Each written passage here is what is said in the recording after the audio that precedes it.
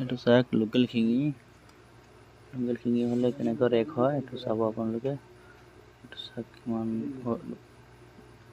ধুনীয়াকৈ দেখাই আছোঁ লোকেল কোনটো চালানী কোনটো। এইটো চাওক ৰেক এনেকৈ ৰঙা ৰেক পাব।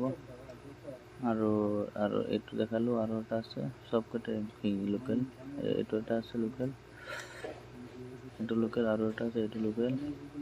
আৰু বঢ়িয়া ধুনীয়া মাছ দেখাম। এইটো লাচি মাগুৰ আপোনাৰ ইয়াত আছে বৰালি। লাচি মাছ একদম নদীৰ হয় অৰিজিনেলটো। এইটো হ'লে তেজ বেছি পোৱা যায়।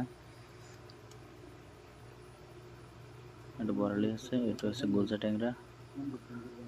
প্লিজ সাবস্ক্ৰাইব কৰে দিব আমাৰ চ্যানেলটো।